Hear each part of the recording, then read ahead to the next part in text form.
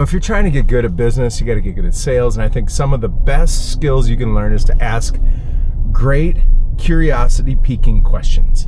If you're good at asking questions, you're going to be great at sales. But paired with your ability to ask questions is going to be your ability to take notes and to take what you've learned and actually solidify it. Anybody who's in a sales conversation and is not taking notes, I think that means that they don't care. I think that means that they're going to lose the sale. And if you want to up your game in everything that you do, by golly, be taking copious notes. In fact, when you take notes, you're communicating to the other person that they matter, what they says is worth recording, and it's showing a competency. The more you take notes actively throughout your life, the better you're going to be at taking them, and you're going to get good at grabbing things. From there, how do you ask great questions in a sales environment? You know, you always are doing a little bit of push and pull throughout a presentation or in a sales conversation. And initially, the first thing that you have to do is start out and figure out who is this person, where are they at, and what's got them reaching out to you. You know, most of my consultations for small businesses, I end up starting out saying, all right, so my name is Rob. Nice to meet you. What was your name? Joe? All right, Joe. Well, I'll tell you what, I got my notes over here. And so when you see me typing, I'm just trying to listen really well. But fill me in. What's got you reaching out, and how can I help you? And what that does is it allows them to move forward in whatever direction is going to be most meaningful for them. When you initially start out, you should obviously know that you don't want to waste their time. You need to be productive and efficient with your questions, and yet you should start broadly to find out where they're going to go with it. Another thing you want to do is really just identify and give them permission to catch you up and get you up to date to where they already are in the buying process, right? So another great question that I like to ask is, all right, so now you guys have probably been looking at websites and marketing. You know, what are you learning? Where are you at with things? Have you seen some ideas or things that you know you want to get? Catch me up to the research you've been doing already. That's basically permission to gather intel on your competitors. What are you up against? And they will very quickly bring you to the front of the line of what's the most important conversation right now. So that's the second best question that you can ask. Another great question that you want to do is you want to find out the story of what's gotten that business owner here. Now, I'm doing B2B sales, and I think this is applicable if you're selling a remodel, if you're selling a new home. You want to find out what has been the journey thus far in their life to be where they're at, so that you can figure out where they're trying to go. And that's really what your sales job is to identify where they are, how are they stuck, what problems do they face. You want to cast a little vision for some other problems they might not know, because you're the guide, you've done this before. And by doing that, what you're going to do is you're going to identify where they want to head, and you want to find people that have problems and are trying to head in a direction that you can actually bring them to. And that's everything from if they need a concrete driveway, if they need a new website with marketing, or if they're looking for an accountant, or whatever it is. So you want to find out. So talk to me about what you've done in the past. Obviously you've had an accountant before, or you could ask them, have you worked with a contractor before? Have you done any remodeling or building? Or what other projects have you had, and what do you know is really important to you during that construction project? And what you're trying to do is they're going to tell you things that like they loved about a previous job. They're going to tell you what they hate about what happened last time. You're going to find out the red flags that could set them up and screw the whole project up. So what you should really do is frame up, hey, have you ever done this before? Is this your first journey, right? And then from there, tell me about the things that made it go really well for you, and tell me, were there things that went poorly, or how did that whole go? And the whole time what you're trying to do is you're not trying to push them and manipulate them into thinking that you're awesome, but what you want to do is genuinely equip yourself with the important specifics about what's valuable to them, what's important for them, and what problems they have, and where they're trying to go. And you can't share where they're trying to go without identifying where they've been before and where they're at. So that's kind of the third set of questions. So tell me what you've done in the past. What have you appreciated with that? Where did that fall short? You're really trying to take a snapshot of what the current situation is, right? And all this is better than going, so how can I help you? You got any questions? There's a place for it. Do you have any more questions? But most importantly is, where have they gone before? What have they enjoyed? where are they trying to head? And by doing that, you're going to be equipped with all of the information that you need to make a fantastic recommendation as you go. So that's another kind of the third set of questions. Another thing that I like to sprinkle in there somehow is permission to ask about what their life looks like in order to build some sort of personal connection. Now, which people don't like being manipulated into small talk. They want to solve the problem, and yet it still is true that people buy from folks they like. If they like you, they're going to buy from you. Well, how do you get people to like you? Because it's not very attractional when someone tries to make you like them. People sense that, right? So we don't want to do that. What you want to do is you want to do the 80-20 rule is what I call, but 80% of your energy should be into identifying what their life looks like, learn about them, and then as soon as you find something in common, you give it, well, I don't know, 10, 80, whatever. You want to find common ground, little bits of common ground. And in order to find common ground, you guys, you have to ask great questions, listen well, and share a little bit. This is not about you. It should be like 90% drawing out of them, getting them to talk about themselves, share their dreams, whatever it is. And you start in a low level of intimacy where you really don't know each other. But as you get going and start asking questions, if you can find some common ground and give it a little bit of attention, it helps. Now, when you get really good at this, you are comfortable enough that you don't have to try very hard. And that's important, because if your person you're connecting with or selling to senses you trying to connect them and trying to, like, it can feel formulaic. And if it's formulaic, it's inauthentic and it's not going to land very well. So the goal would be is you have to have enough confidence that this will probably work out, that you're not worried about pushing too hard. You don't want to push. You want to draw. You just want it to come naturally. And there's an important factor in that. In order for you to build connection with people, find common ground, and give it some attention, you also have to give appropriate amounts of disclosure yourself. If you don't disclose a little bit about your own life, just a little bit, and not in a way that's just all about you, but just enough so that they understand that, like, you get it, right?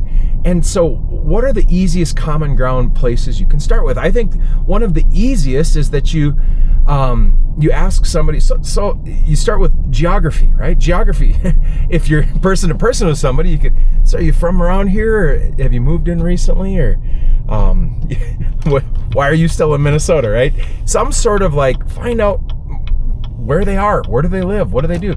Another thing could be, I always ask people once I kind of get to know them, so what do you do outside of work? You got cats, dogs, kids, wives, like, what does that look like? And what I'm doing there is I'm very carefully bringing up pets. I'm very carefully bringing up kids, dogs, wives, because this can be a negative. You have to give them an out. I'm giving them off ramps to talk about an animal that they might have had, because there are a lot of lonely people out there that don't have anything going on in their life. There are a lot of folks that have had divorces and broken marriages and broken relationships, and they don't have kids anymore because their kids have died. Like, stuff can get really rough. Now, you don't want to avoid that, because that's part of the story. So you want to give them permission. And I like that. That's my silly way of asking. I kind of bring a smile. You can ask, so outside of work, what else do you do? Are you out there? You play any sports or golf or anything, or whatever it is that you want to ask, right? But the goal is to find out, what does their week look like? Who are they connected to? Who else is in this picture?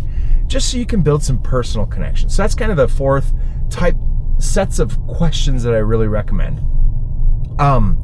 Another thing you should do while you're asking great questions is find out, what else are they passionate about? You want to find out, are they invigorated by something? If there's a vein there that you can learn about, that you can get them talking about, they're going to like that, because people like to share what they're passionate about. Now, that might be their family, it might be their kids, it might be a sport, it might be technology. I love photography, I love my family, I love my kids, I love my business. If you're selling B2B small business stuff, there are few things as passion driving as their own business. So consider that. You could talk about that. And so you have to artfully find ways to give notice to things without being manipulative. You cannot be doing this at somebody. It just needs to be part of who you are, which means you got to kind of integrate it, but you're purposeful with it. You're intentional about doing this, and yet you're not doing it to people, because people can feel that, right? You can't be so afraid to do it at people that you never try, because the first 200 times you're going to do it, it's going to be like that. So that's another set of questions I like to try and identify. Is there anything you can find out, like, hey, so you got any hobbies or anything, or what else do you do besides family and business? And I just encourage people, stumble along, show authentic curiosity about people. Now, authentic curiosity, and this is the overarching idea, authentic curiosity can only come in a couple of ways. Number one, you have to be secure in yourself. If you're not confident in who you are, now I believe you are made in the image of God. I believe that God has a purpose for your life. I believe that you are not an animal. In fact, I think it's pretty obvious that we are totally set apart. And you can disagree with that, and that's all right. But when you have this confidence that you are a child of God, that you're going to face your Creator, and that He loved you so much that He died for your sins, so that there's nothing you can do but you can be saved. That's one side of it. You can have other faith, right? But this confidence in yourself. John Maxwell says you have to love thyself and know thyself and be comfortable in your own skin enough to be able to be completely others focused.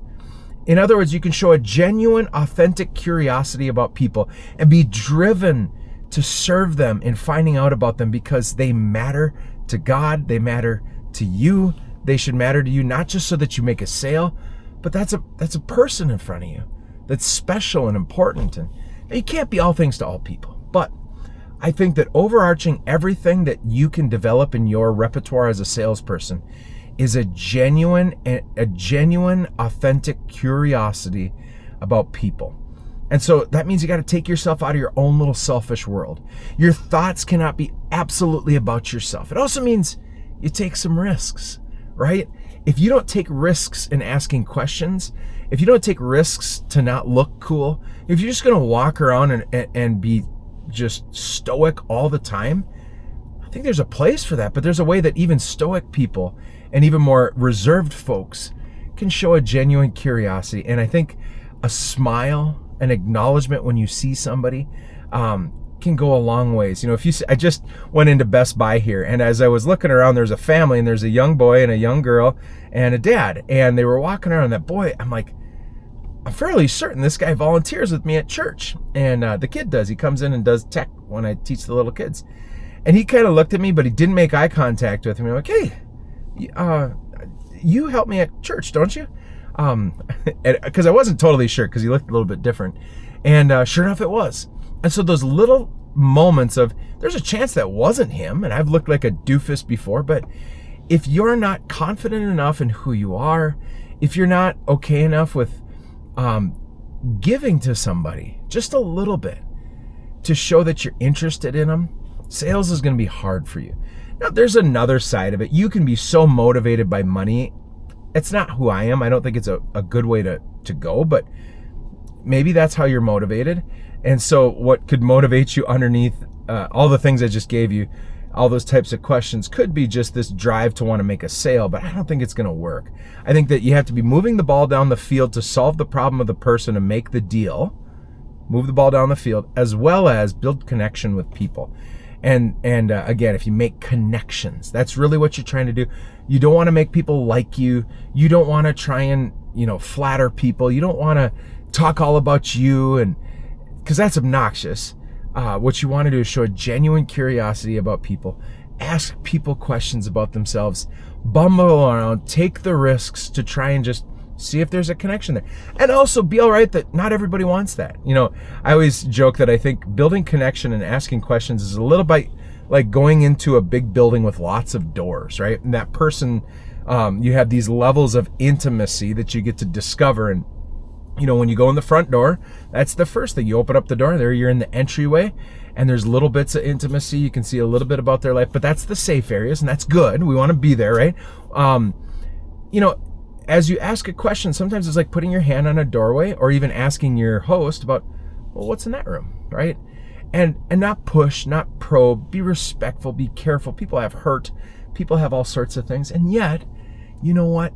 Deep down, I know you and me, we like it when people take some interest in us. You know why? Because it's love.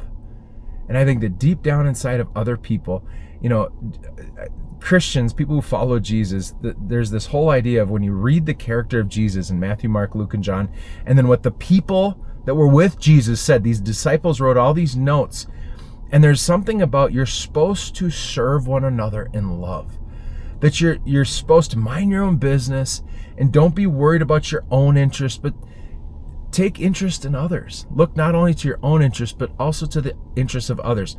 And then there's another verse in Romans that says, we who are strong have an obligation to bear with the failings of the weak and not to please ourselves. Each of us should not look only to our own interests, but also to the interests of others. And if you do that as a salesperson, it's going to serve you really well. I'm going to have more tips. Like and subscribe if you're looking for tips on entrepreneurship, on saleship, leadership, whatever that is. I don't know everything. This is just my one perspective, but good luck and God bless.